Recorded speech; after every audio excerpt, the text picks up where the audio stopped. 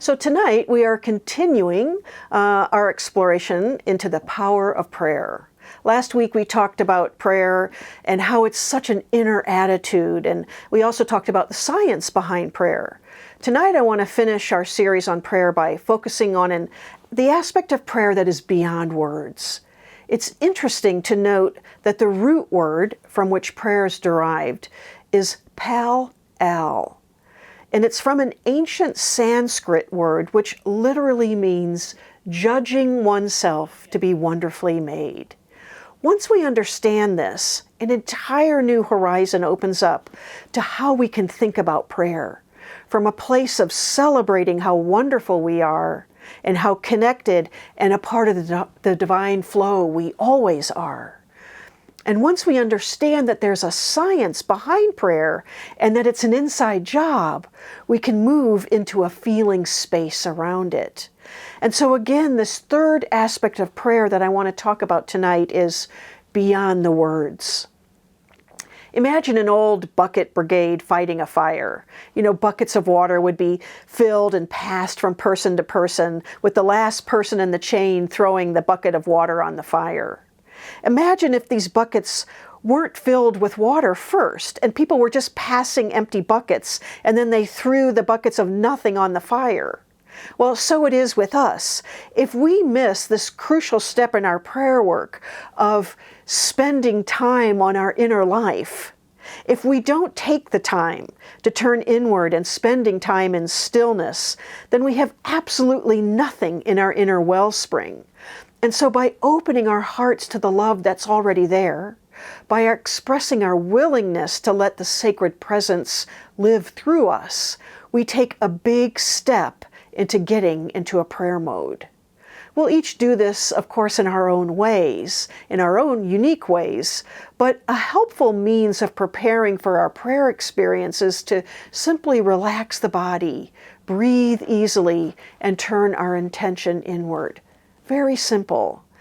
And while there's no one secret method of prayer, the acknowledgement of the presence of God is always a meaningful way to begin. And this may take the form of words, and it could be out loud or it could be in silence.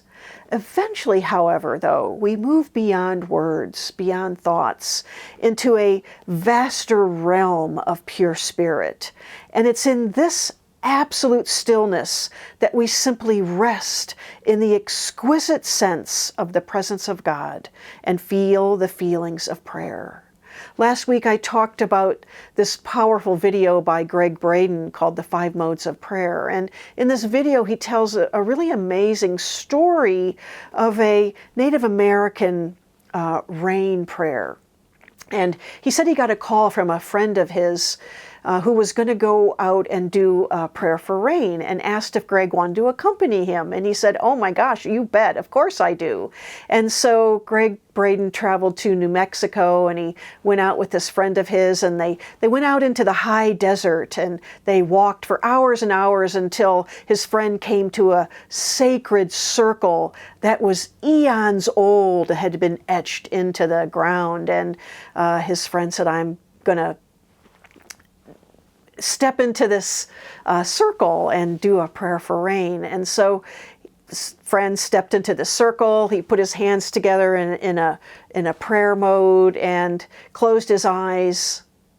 About 2 minutes later, he stepped out of the circle. He turned to Greg and he said, "All right, gosh, I'm hungry. Let's go eat." And Gregg Braden said, "Wait a minute. I thought you were going to pray for rain."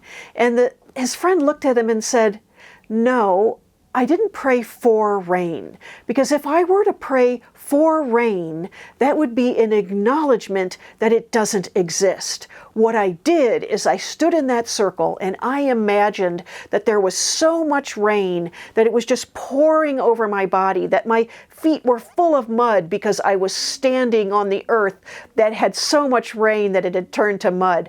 I felt and smelt the rain coming off the roof of our houses in our village, and I just felt what it would feel like to stand in so much rain that I was soaking wet. That's what I did." And Greg said they went to eat, and later that afternoon they were watching the weather, and sure enough, it came through New Mexico, and it just started pouring, and they had so much rain that they didn't almost know what to do with it, and there was almost too much rain. And so Greg turned to his friend and said, "Gosh, there's so much rain. Do you have a way for it to stop?" And he's like, "Yeah, that's the part of the prayer that I haven't quite figured out." But I love this story because what it illustrates to me is this power of prayer being beyond our words. Whether we realize it, accept it, or even know it, we are all part of the same universe, part of something larger and more significant than our own unique personalities. Every thought we think, every action we take, every word we speak affects us and the people around us in some way and on some level. And that is what the power beyond words is, that power of feeling, of closing our eyes and feeling that powerful presence of the divine and allowing that to express and expand in our lives. I want to end this tonight with a really touching story about this connectivity and this oneness that prayer creates.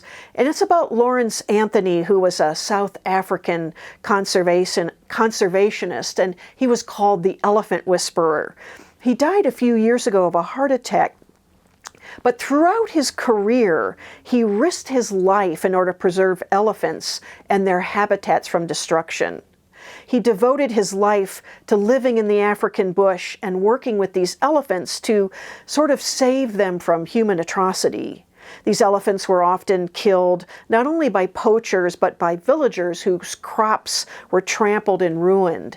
And so Lawrence started working with a particular herd of elephants that had been captured and fenced in, and developed a process of using certain words and gestures to show this herd the difference between acceptable and unacceptable behavior.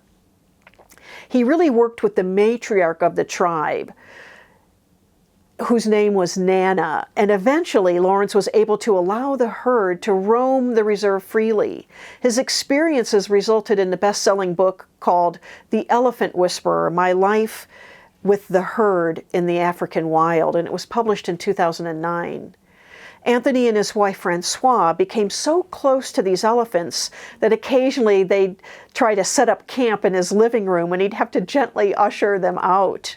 As the herd grew and Anthony's game reserve got more popular, he feared for this herd's safety, and so he deliberately had the elephants keep their distance, refusing to allow them to visit his home for the last 15 months of his life. Several days after Anthony died of a heart attack, as if out of nowhere, a herd of 20 elephants arrived at his doorstep, led by Nana and another matriarch. Several wild herds had walked over 12 miles to make the journey to his home. The family and others who photographed the elephants making their way to the house were amazed at the sight of the elephants, not only because they somehow knew that Lawrence Anthony had died, but also because they'd been able to remember a route that they hadn't made for over a year and a half. But perhaps the most astonishing aspect of this funeral procession was its demeanor. As soon as Lawrence died, these elephants began a slow and solemn single-file procession from their wild habitat to his home. And after circling the home for 2 days and 2 nights, they turned to make their journey home. I find this story extraordinary because how did this herd at a distance of 12 miles know that Lawrence Anthony had died? And I love this story because it seems to be evidence that there is a great deal of information and consciousness that lies beyond our senses and that is accessible to all creatures, including us humans, when we can tap into it and when we stop long enough to listen. It's also a powerful demonstration that the fact that love speaks a language that is beyond time or space or species, and that there is a field of consciousness so vast and so connective that it's truly astonishing. This to me is the power of prayer. to realize that prayer is an inside job. It's knowing that we are wonderfully made in the image of the divine, and that we can become still to know the truth of who we are, to be reminded of that beautiful truth.